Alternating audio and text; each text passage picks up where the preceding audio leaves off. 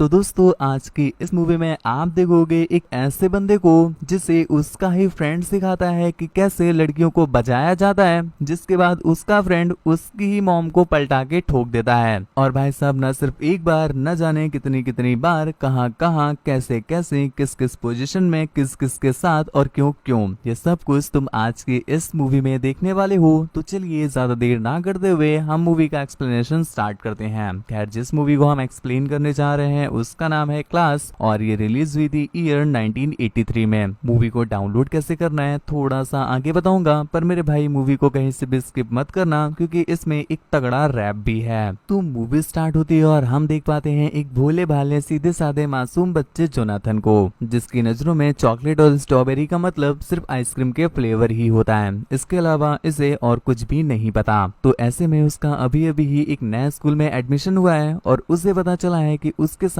एक और बंदा उसके रूम में रहेगा। तो यहाँ पर जोनाथन की उस बंदे से मुलाकात होती है जिसका नाम था स्किप, जो कि उसका सामान वगैरह शिफ्ट करने में काफी हेल्प करता है। और सब कुछ शिफ्ट हो जाने के बाद वो जोनाथन को बताता है कि हमारे स्कूल में एक रिचुअल चलता है कि जैसे ही नया सीजन स्टार्ट होता है स्कूल के सभी बच्चे लड़कियों की अंडरगारमेंट पहन करके एक परेड करते हैं और सभी लोग निकल चुके हैं। भाई साहब हम दोनों ही लेट हैं, जल्दी चलो वरना हमारी गणित में डंडा घुसेड़ दिया जाएगा। अब जोनाथन को ये चीज काफी ज्यादा अजीब लगता है, पर स्किप खुद ही लड़कियों के कपड़े पहन रहा था और उसके कॉन्फिडेंट को देख करके जोनाथन भी कहीं ना कहीं कंफ्यूज हो जाता है कि भाई साहब हो सकता है ऐसा होगा, तो वो भी उसके द्वारा दिए गए कपड़ों को पहनकर वहां से निकल जाता है। जिसके बाद हम देखते हैं स्किप उसे आगे दौड़ा देता है और वो उसके पीछे पीछे दौड़ता रहता है। कुछ देर के बाद वो जैसे ही हॉस्टल से निकलकर स्कूल में पहुंचते हैं इतने में स्किप दरवाजा बंद कर लेता है और उससे बताता है कि भाई साहब मुबारक हो, आपका फुद्दू कट चुका है। और ये बोलकर वो वहां से भाग जाता है। बाहर बेचारा जोनाथन अकेले उन सभी लोगों का मजाक का पात्र बन जाता है। खैर कुछ देर बाद वो किसी तरह से अपनी लाज बचाते हुए वापस कमरे में आता है और यहाँ पर स्किप काफी ज्यादा हंसता है, पर एट लास्ट वो उससे माफी मांग लेता है अपने इस प्रैंक के लिए। पर जोनाथन काफी ज्यादा गुस्से में था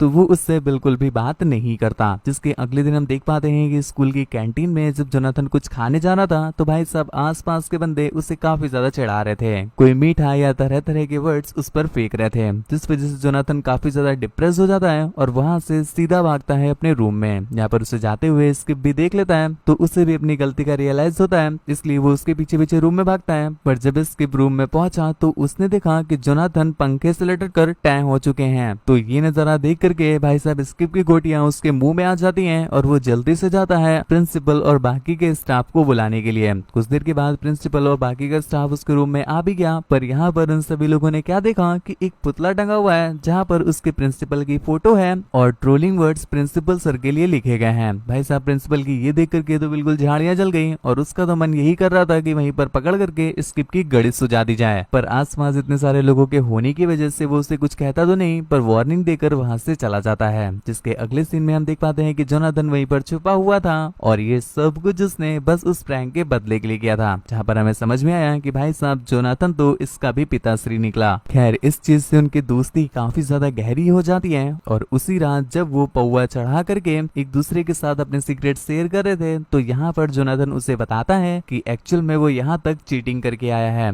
इसके साथ साथ जोनाथन एक बात और रिवील करता है कि भाई साहब उसकी एफडी अभी तक नहीं टूटी है और आज तक उसने अपने हाथों से ही खुद को खुश किया है, पर यहाँ पर वो अपने हाथों से इतना ज्यादा परेशान हो गया है कि अब उसकी हाथों की रेखाएं हाथों से मिट करके वहाँ पर छप गई हैं। तो भाई साहब अगर कोई बेस्ट फ्रेंड ये बात सुन ले तो उसका तो बस एक ही मिशन बन जाता है, मिशन एफडी तोड़ो। तो वो डिसाइड कर लेता है कि भाई साहब अब तो बस एक ही प्राथमिक चीज है, वो है मेरे बेस्ट फ्रेंड जोनाथन की एफडी तोड़वाना। और इसके लिए वो उसे ट्रेनिंग देना भी स्टार्ट करता है, जिसमें एक रात वो कार लेकर कोपचे में पार्क कर देता है क्योंकि यहाँ पर उसने दो लड़कियों का जुगाड़ किया था और वो दोनों लड़कियां भी उसके साथ कार में बैठ करके निकल लेती हैं। पर यहाँ पर रास्ते में बेचारा जोनाथन इतना ज्यादा नर्वस था क्योंकि पहली बार वो किसी कन्या के बगल में बैठा है और वो भी कन्या ऐसी जो कि अपने संतरों को खुद ही उसके हाथ में थमा रही है। तो ऐसे में ज्यादा नर्वस होने की वजह से उसे उल्टी हो जाती है और वो सारी की सारी वोमिटिंग उसी लड़की के कपड़ों पर कर देता है, जिस पर उस लड़की को आया क्रोध और वो कहती है चल निकल चादर मोद। और यहाँ पर भैया जी को मिलते मिलते रह गई। पर भाई साहब अभी उसका बेस्ट फ्रेंड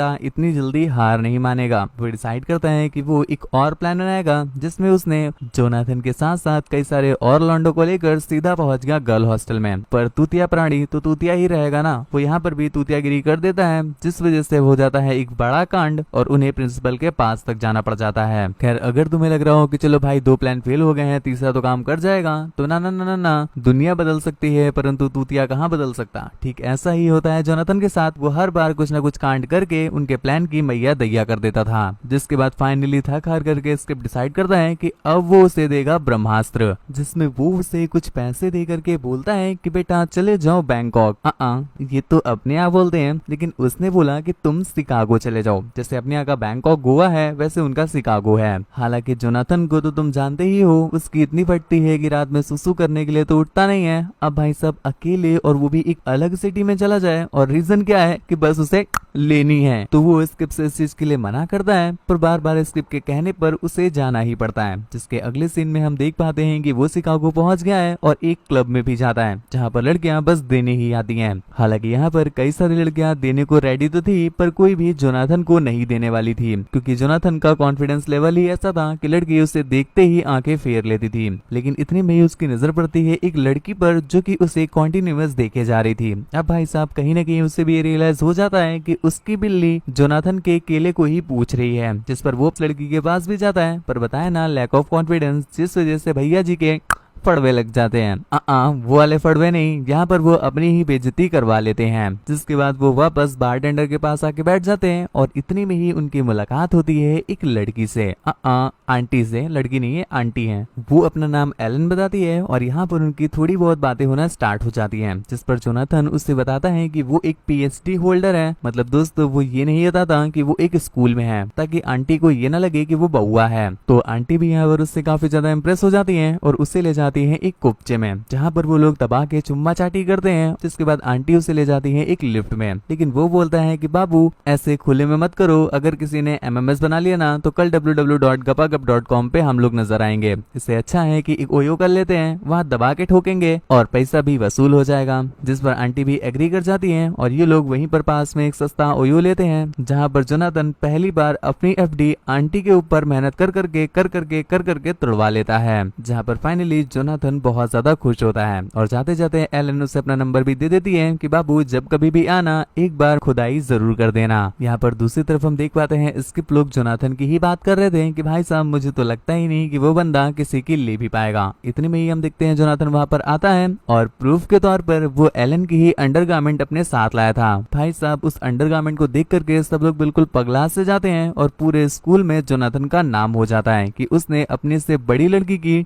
बजा दी। खैर अब जब जोनाथन ने एक सेट ही कर ली है, तो वो हर हफ्ते और हर वीकेंड छुट्टी ले करके जाता है लेने के लिए। ऐसे इनका लेन देन का कार्यक्रम चलता रहता है, और ये लोग भी इस चीज को काफी ज्यादा एंजॉय कर रहे थे। इसी चलते एक दिन जब जोनाथन एलन के साथ घूमने गया हुआ था, तो यहाँ पर वो उसके लिए एक रैप सुनाता है, जो कि कुछ यूं है। बात मेरा सुनो तुम ध्यान लगा के, बोल रहे हैं 100 ग्राम चढ़ा के, लगता है कल रात मैंने सुझा दी है ज्यादा, तो सो जाओ ना झंडू बाम लगा के, अपने आम दिखा के सोना मेरी सोना, हम सपना में जिसको ठोके तुम वही लड़की हो, जितना भी ठोके हर बार नई लगती हो, सुन मेरी रानी हमरा मूड हो गया, यहीं पर खोल के दे दो क्योंकि मुन्नू भी अब रूड हो गया, अब तो दिन भर है रहता भूखा, हाँ भूखा, क्योंकि तुम्हारी मुन्नी ही अब इसका फूड हो गया, मेरी रानी मेरी दुल्लारी, तुम चॉकलेट लो या स्ट्रॉबेरी, तुम जो भी लो बहुत सही लगेगा, एक्स्ट्रा डॉटेड लेना ज्यादा पैसा नहीं लगेगा, और सही लगेगा, हाँ और सही लगेगा, महफिल जमा देंगे हम समा में, जब मेरे बंटी को भेजेंगे तुम्हारी गुफा में, गुफा में, गुफा में, गुफा में, गुफा में। तो ये रैप सुनने के बाद उनका एक बार फिर से मूड बन जाता है, और वो फिर से ओयो में जाके दबा के पेलम पाली करते हैं, और फिर पेलम पाली करने के बाद जब वो थक जाते हैं तो शॉपिंग करने के लिए बाहर जाते हैं। और यहाँ पर जब वो शॉपिंग कर रहे थे, इसी बीच जोनाथन अपना कोट बाहर रखकर अंदर ट्रायल रूम में चला जाता है। ये सबसे बड़ी गलती कर दी उसने, क्योंकि बाहर एलन जब उसका कोट चेक कर रही थी तो उसे उसकी स्कूल की आइडेंटिटी मिलती है, जिसे देख करके उसे समझ में आया कि जिसका केला वो अभी तक बम्बू समझ के ले रही थी वो तो एक्चुअल में मूंगफली है। ये देख करके उसका दिल टूट जाता है, और वो बिना कुछ कहे ही वहाँ से 9 to 11 हो जाती है। जोनाथन जब कुछ देर बाद बाहर निकला तो भाई साहब उसे एलन कहीं भी नहीं दिखती, तो उसकी फट जाती है, और वो आसपास हर जगह जगह एलन को चेक करने लगता है, पर अनफॉर्चुनेटली एलन कहीं पर नहीं थी। अब जा करके जोनाथन को समझ में आ गया है कि आखिरकार एलन उसे छोड़कर क्यों गई है। तो जोनाथन इस चीज को लेकर काफी ज्यादा टेंशन में रहने लगा है। स्किप बेचारा जो कि उसका बेस्ट फ्रेंड है उसे संभालने की काफी ज्यादा कोशिश करता है, उसे समझाता है कि क्या करना, अरे यार अपनी ही सिटी में जुगाड़ लगा देंगे, लाइनें लगा देंगे। लेकिन यहाँ पर जोनाथन उसे क्लियर करता है कि ना ना ना ना ना, इसलिए वो उसका मूड थोड़ा सा फ्रेश करने के लिए उसे अपने घर ले जाता है। और यहाँ पर पहुंचते ही जोनाथन की मुलाकात होती है स्किप के डैड से, और कुछ देर के बाद स्किप की मॉम भी वहाँ पर आ जाती है। और जैसे ही जोनाथन स्किप की मॉम को देखता है तो भाई साहब उसकी फटके हाथ में आ गई, क्योंकि ये कोई और नहीं बल्कि एलन ही थी। एलन की भी फटके 64 हो जाती है, पर ये दोनों ही ऐसा रिएक्ट करते हैं कि जैसे ये दोनों पहली बार मिले हों। जिसके बाद रात में सब लोग डिनर करते हैं बिल्कुल नॉर्मली, पर जैसे ही सब सोने जाते हैं तो एलन सबके सो जाने के बाद जोनाथन से मिलने आती है। और यहाँ अगर के आंटी उससे माफी मांगती है जो भी कांड उन्होंने आज तक किए हैं, और इन सभी चीजों को यहीं पर खत्म करने के लिए बोलती है। हालांकि उनकी बात तो स्टार्ट होती है खत्म करने से, पर कुछ देर तक बातें करने के बाद उनसे भी रहा नहीं जाता और आंटी एक बार फिर से करने लग जाती हैं। पर इतने में ही वहाँ पर स्किप आ गया, जिसे देख करके आंटी की फटी और वो ऐसा भागती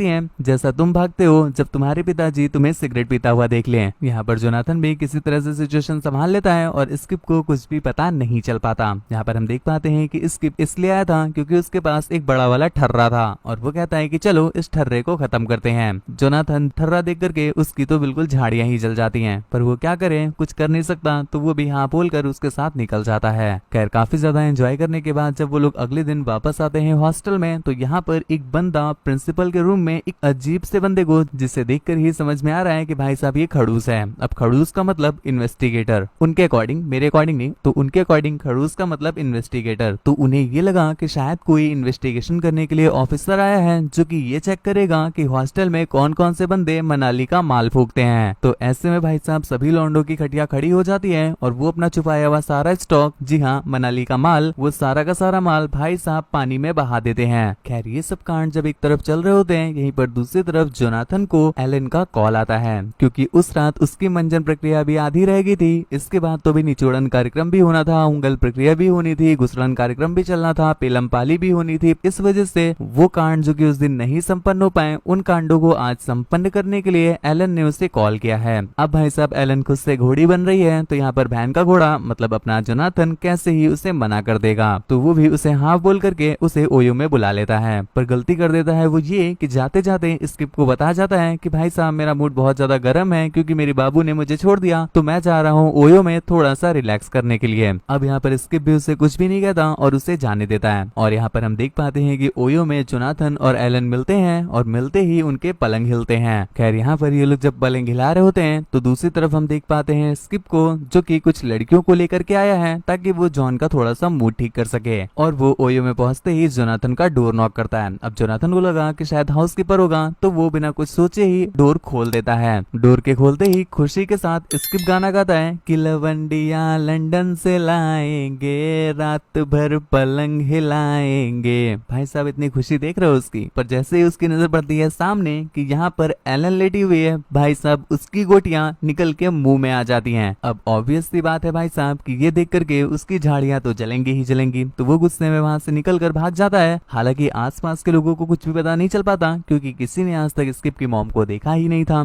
तो वो लोग कुछ भी समझ नहीं पाते। पर भाई साहब जोनाथन को तो सब पता ही है ना, तो वो उसे मनाने के लिए नीचे जाता है, परंतु अब तक तो स्किप जा चुका था। खैर इसके बाद अगले दिन जोनाथन स्किप से स्कूल में मिलता है और यहाँ पर अपनी गलतियों के लिए माफी मांगता है, पर स्किप उससे कहता है कि मैं तो तुमसे गुस्सा ही नहीं हूँ, तो माफी किस बात की। और यहाँ पर स्कूल में उन्हें पता चला कि भाई साहब जिससे वो लोग एक ऑफिसर समझ करके अपना सारा माल नाली में बहा दिया था, वो कोई ऑफिसर नहीं बल्कि एक एग्जामिनर है, और यहाँ पर बस बच्चों के एग्जाम्स के बारे में ही पता करने आया है। ये सुनने के बाद उन सभी लौंडों को रियलाइज हुआ कि उन्होंने अपना कितनी गहराई से कटवा लिया है। खैर ये छोड़ो, ये इतनी खास कोई बड़ी बात नहीं है। दूसरी तरफ हम देखते हैं जोनाथन और स्किप को, जो कि एक बार फिर से जोनाथन स्किप के पास जाकर के बार बार माफी मांग रहा है, तो स्किप उसके मुंह में दे देता है पंच। पंच मुंह में दे देता है यार। तो वो उसके मुंह में एक पंच दे देता है, जिसके बाद उनकी काफी ज्यादा तगड़ी फाइट होती है और काफी देर तक लड़ने के बाद जब वो लास्ट में थक जाते हैं तो एक दूसरे को ही माफ कर देते हैं और उनकी इसी माफी के साथ ये मूवी यहीं पर एंड हो गई। गुरु तुम्हें मूवी कैसी लगी है मैं नीचे कमेंट करके जरूर बताना। वीडियो को एक छोटा सा लाइक जरूर कर दीजिए और हाँ, अगर नहीं चाहते हैं ऐसी ही और भी ज्यादा तगड़ी तगड़ी वीडियोस को मिस करना तो मेरे भाई चाहो तो चैनल सब्सक्राइब कर लो, वरना फिर कभी मिलेंगे तुक्के से इधर उधर भटकते हुए। मूवी डाउनलोड कैसे करनी है तो मेरे भाई टेलीग्राम चैनल ज्वाइन कर लो, वहां पर आपको सारी मूवीज के लिंक मिल जाते हैं। मेरे सेकंड चैनल के साथ साथ मेरी फ्रेंड के चैनल को भी प्लीज सब्सक्राइब जरूर कीजिएगा, क्योंकि वो भी आपके लिए ऐसे ही तगड़ी तगड़ी वीडियोस पोस्ट करती है। मुझसे बात वगैरह करना चाहते हो या मुझे देखना चाहते हो तो इंस्टा पर फॉलो कर लेना। इंस्टा तुम्हें स्क्रीन पर दिख रहा है और लिंक नीचे डिस्क्रिप्शन में दिया हुआ है। थैंक यू, बाय बाय, दुआओं में याद रखना।